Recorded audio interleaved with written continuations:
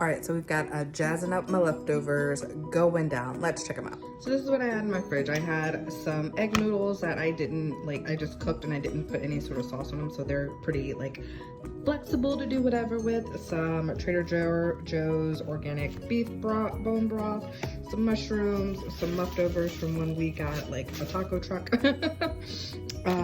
Sweet Italian sausage, some sausage gyoza, and some corn. So we're gonna just make a little soup. So into the pot I put a little grass-fed butter, which I heard on TikTok that if it's grass-fed it's basically a salad, with some onions and some mushrooms. I just diced them up and with a little bit of salt and just kind of letting them caramelize there. And then I'm gonna add in the gyoza because they're frozen, so I'm gonna give them some time to defrost in the pan, and then I'm gonna add some sausage and some garlic for flavor, honey.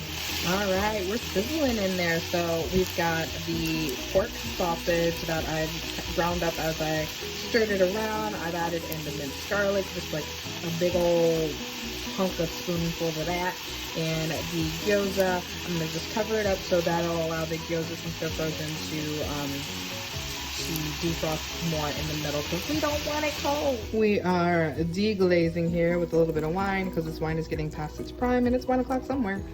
My roommate had a little leftover ramen space or soup base, so I'm going to use just a little bit of these spices for my own. Hey y'all. And now for the bone broth, I'm just going to pour about like half the box in there, which is about a cup. A little bit more than that. And there we go, and I'm gonna bring it to a boil and I will add the noodles out afterwards. We've got a rolling boil, so it's time to add in the noodles.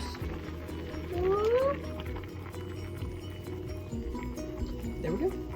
The leftover bone broth just went in an old salsa jar. I'm letting it simmer, but while it's simmering, I'm adding in some coconut aminos for a little bit more flavor. There we go. And there we have it, a elevated leftovers.